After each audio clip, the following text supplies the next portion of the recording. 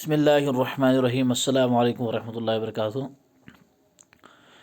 आज पढ़ो back गर्दान Surf Kabir file माजी करीब मुस्बत मजहूल। माजी करीब वोनमुत पतमिस क्लास मज मे सो काम यस करीबी तौर यानी नज़दीक गमज आसि मगर माजियस मज पतमिस ज़मानस मज गुजरेमतिस ज़मानस मज। मुस्बत वनान तथ यथ मज फ़ाइल पता आसि, मजहूल वनान तथ यथ मज फ़ाइल पता आसि कह।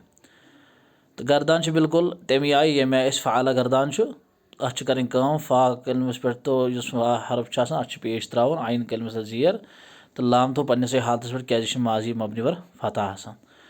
तो बे कोर शुरुआतस मज कद दाखिल तिथ पे बन पे कद फ़इला।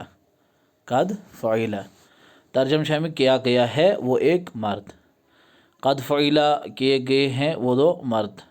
इतने पे बाकी गर्दान कद फ़इलू, कद फ़इलत, कद फ़इलता, कद फ़इलना, कद फ़इलता, कद फ़इलतुमा, कद फ़इलतुम, कद फ़इलती, कद फ़इलतुमा, कद फ़इलतुन्ना, कद फ़इलतु, कद फ़इलना। तर्जम बिल्कुल स्क्रीनस पे दिथ तो यह करो आराम सान याद और सत सेग दिथ इंशाअल्लाह यह तुम मुकम्मल याद करो अम सो बिल्कुल वारिया असल फ़ायदा। अस्सलामु अलैकुम वरहमतुल्लाहि वबरकातुहू।